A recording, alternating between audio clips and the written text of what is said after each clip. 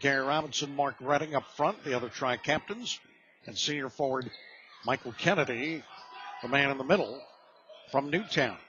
Keene will have the ball, control the tap, wearing the Road Reds. Black and white trim, white numbers. They move left to right across your screen. And Keene loves to work at Mariano. Pelletier on him. A little bumpty bump going on. They got 10 on the shot clock as the fadeaway goes down. Ollie Hunter from Bedford, New Hampshire. And right off the bat, Keene State starts off in a full court pressure. Long lead, and it's Brooks to Redding. There's assist number 1, full court style. They come out with the full court pressure. They forgot to cover the back door, though, and Mark Redding heads up, and Daquan Brooks found him. Was he 4 away, Daquan, from the all-time mark coming into the game? 4 away, so he's 3 now. Hunter works his way in once more, 4-2 in favor of the Owls. Brooks brings it back, pulls up, gives it off right side. Pelletier to Robinson, 3-point attempt. Good! Big Gary, who had the game-winning bucket against Eastern, comes up with a tray right there. Yeah, and you love to see that for Gary Robinson, come out with a little confidence, especially after that big bucket to win and seal the victory the other night. Pelletier. He threw it off himself, so. I also like the follow-up crowd from the WestConn fans here. Also, Keene State has brought a large contingent here, but nice to see a large crowd coming off that big win the other night, and it seems like folks are starting to take notice of this basketball team. With it for the Owls, Ryan Martin, the give-off. Mariano in the paint. Fazio, nope. Brooks will take it. Western up by 1. Just underway here in this ball game, and Brooks makes it 7-4. He's awfully creative, huh? No short of creativity, and how he gets it done. One of the top D3 scorers in the country. Kennedy gets caught. Daquan came into the game number 2 in the country in scoring. Had is it just under 30 a game? Mm-hmm. Just a shade, 28.2 points. He's about 4 points off the leading scorer from Johnson and Wales out in Rhode Island. Foul on Kennedy was his team's first. It put Anthony Mariano at the line. Mariano, a 76% free throw shooter, well above the team average of 69%. So 7-6 on the free throws. Brooks will bring it back for Western. Daquan finds Redding. Mark spinning, turning in the paint, got his man out of position. Ooh, couldn't get the roll, got the foul. It's nice to see some of the other Colonials getting involved early in this game. Again, we at times in the past, over the last couple of years, and especially at the end of that Eastern Connecticut game, it's been hop on board the Daquan train, and a lot of times we've seen some guys on the team kind of stand around and watch the show, and it is amazing, but if Western is going to be successful again, we forgot to mention in the open, I did at least, that Western is the lone defeat in conference for Keene State. So if Western can beat Keene twice this year, and Keene also still has to play against Rhode Island College and also Eastern, so the other top teams, Keene's got a tough road here. This would be huge to win today. Redding, only 1 of 2, but the rebound, Kennedy makes it 10-6 Western. By the way, the foul was on Fazio, his team's first. And Keene with Anthony Mariano working it with Hunter. Throws it down low. Fazio against Robinson. Can't bank it in, and Brooks gets the rebound. Daquan, his team up by 4. Puts a long ranger up and in. That one, I believe, came from the New York State line. I'm sorry, I couldn't help but laugh on that. It's 13-6 Western. Hunter answers. Nice answer. The previous shot from Daquan Brooks is almost as if he looked up and he said, I'm open. Didn't matter where he was. He just decided to shoot. Brooks looking to drive. Got involved in some bump-to-bump. Gives off Pelletier. Pelletier to the paint. Pelletier driving, lays it up and in. Nice move by Ryan Pelletier. Kept going. I think he kept anticipating the Keene State defender to jump in front of him. And when they finally did, he kind of went up and wrapped it around. Nice little finger roll. Hunter, double team, draws the foul. Take your pick, Kennedy, Redding. Hunter's been very active for Keene State early going in this game. It's going to be Kennedy picking up his second and the team's second. Hunter's already got himself 7 points. 7 out of the 9 of Keene State, and he's going to the line looking for some more.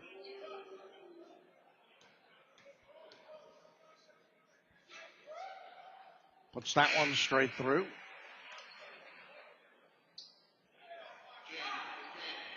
Kennedy is going to check out. 2 fouls in 3 minutes for Michael.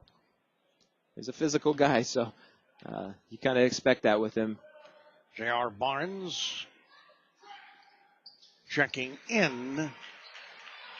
And it's 15-11 after the free throws by Hunter.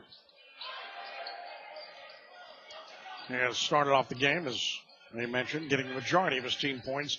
9 of 11 of the team's points belong to Hunter.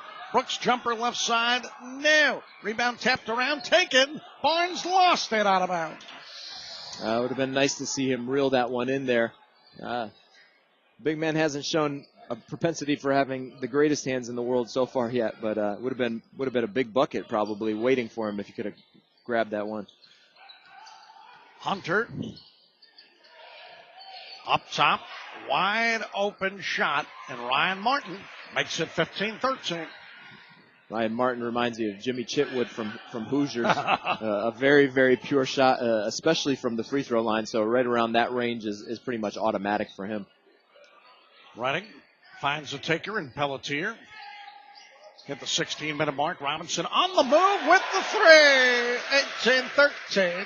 And Gary's stretching it out early in this one. He's been quiet at times from three-point range, but good to get him going early on. Well, I think it's important in a game like this, Western, to get several people involved in the offense. And we get everybody got involved.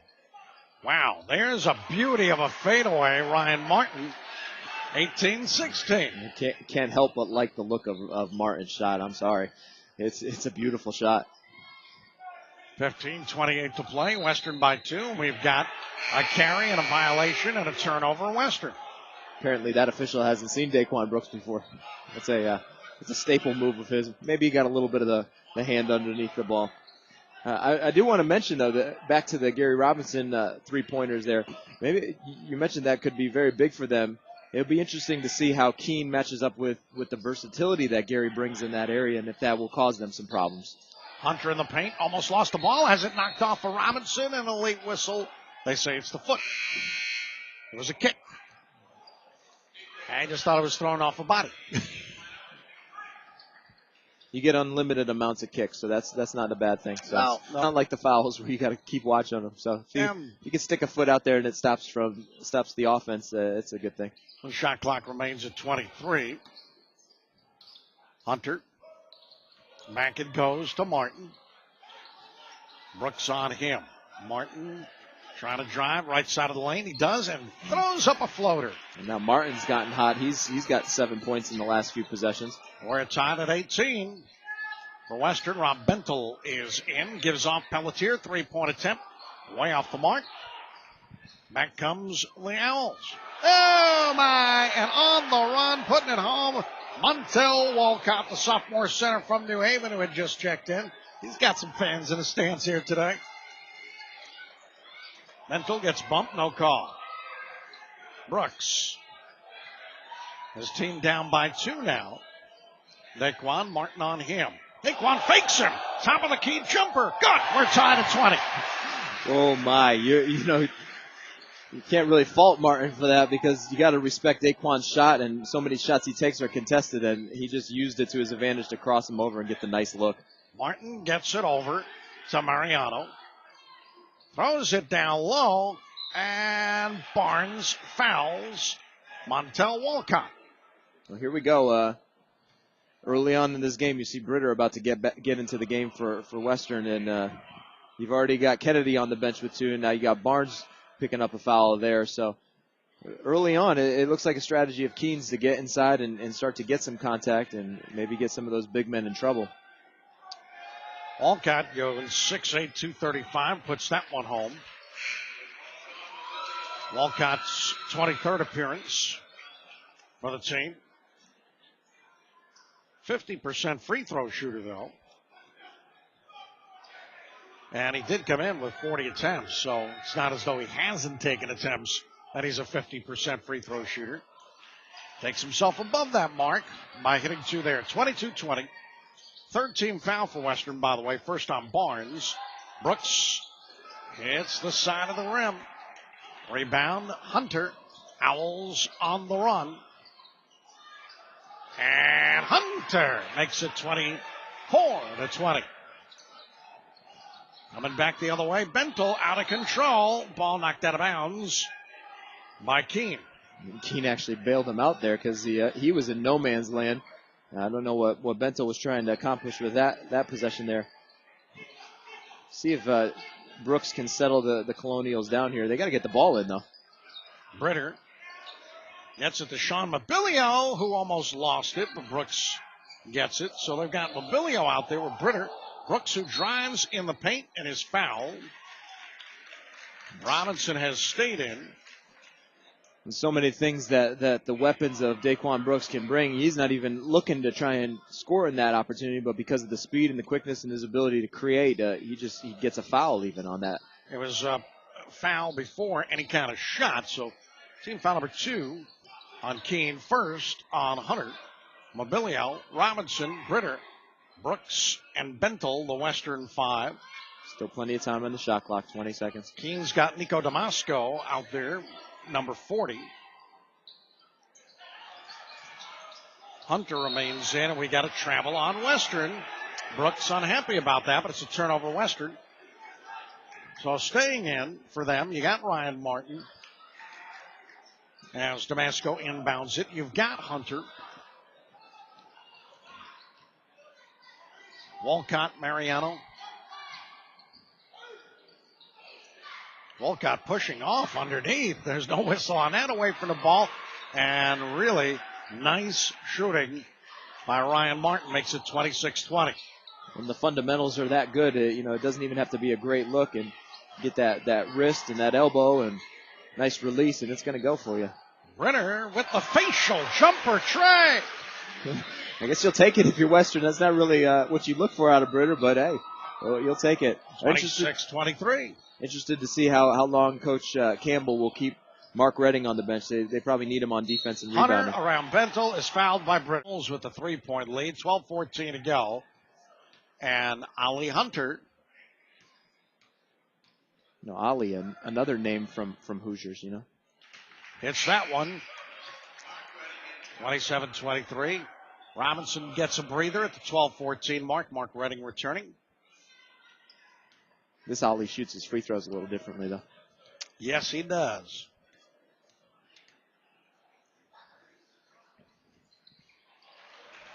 Well, he makes it 28-23. Western's led by as many as 7. Keene is led by as many as 6. They're up by 5. Mobilio looking for help.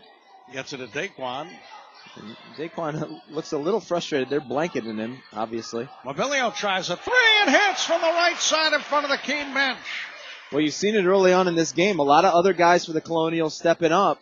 That could be so big for them in a game of this magnitude, to have guys that you're not expecting that to come from step up and hit those shots. Martin to the paint. Jumper hits the front of the rim. Rebound Brooks.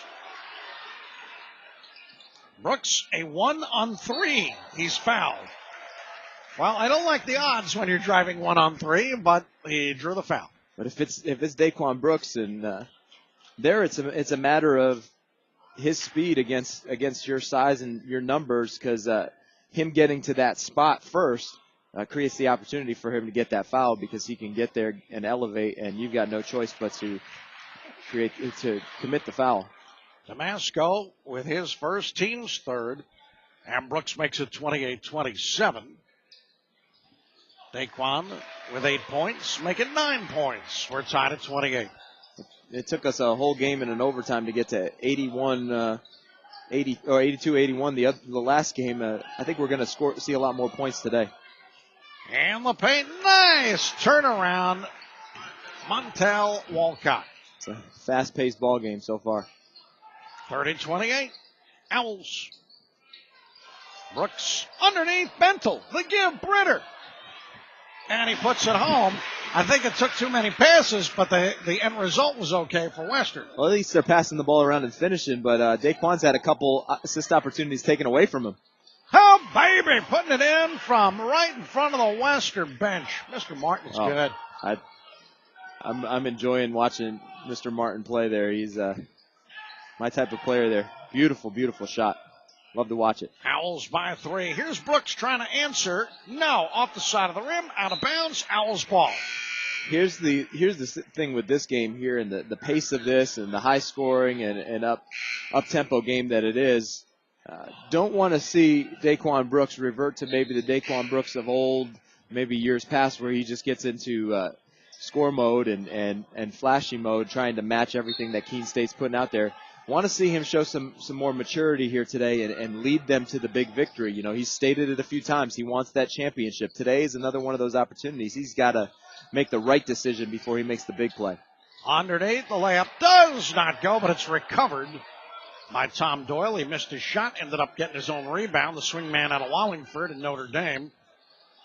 Oh, baby, there's a tray attempt hitting the side of the rim. Mobilio gets the rebound, and Mobilio is the man on the run. Mobilio feeds Brooks, layup.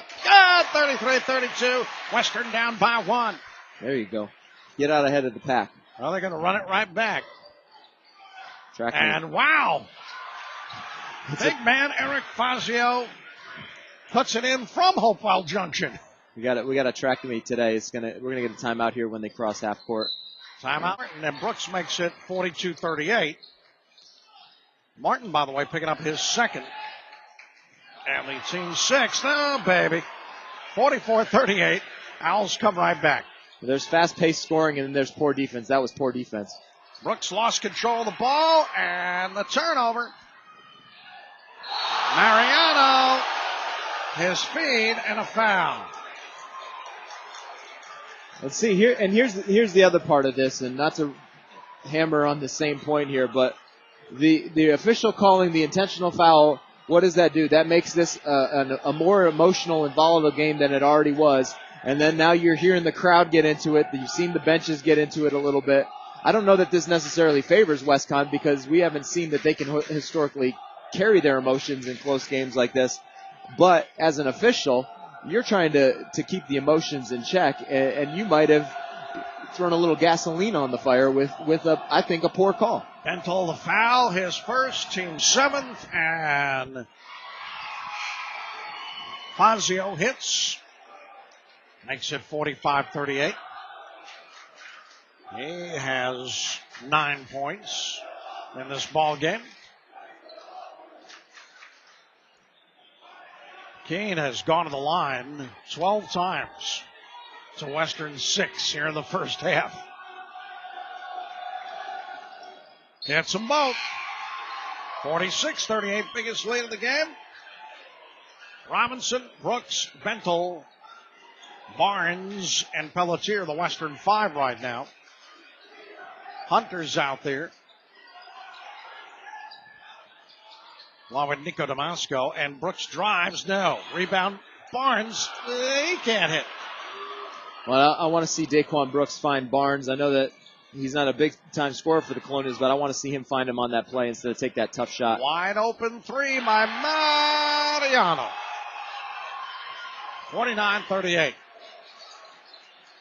Brooks to give, Pelletier fakes the 3. Pelletier traveled, or was he bumped? He's bumped.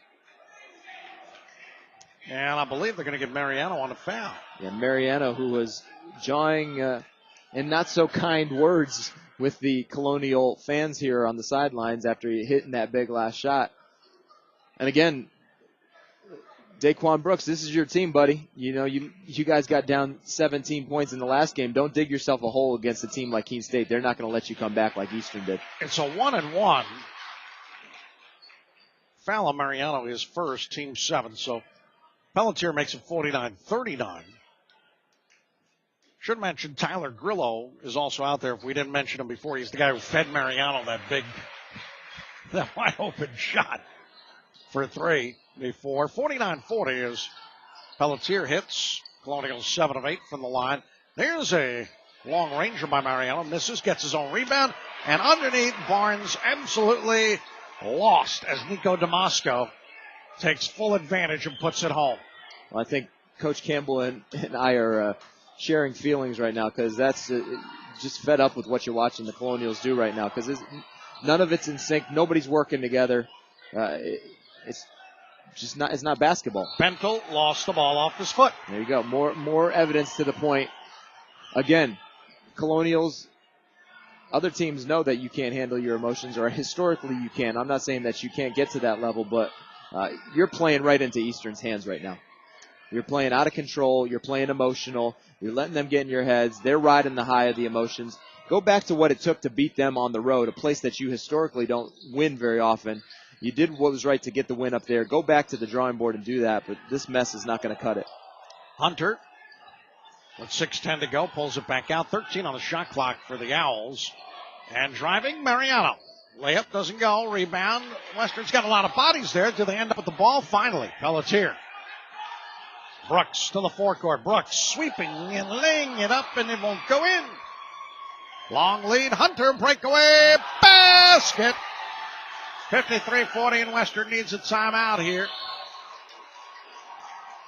Owls are, oh my, Brooks, instead of heading straight to the bench. He needs to hang around that basket area and catch some passes and clean up the glass. Colonials down by 13. Biggest lead of the game for the Owls. Western with the ball. Pelletier, Bentel. Brooks is out of there. Bentel in the paint, kicks it, left corner, Pelletier. Ryan, 10 on the shot clock, the give to Bentel. Bentel driving, running right-hander, goes, and he's fouled.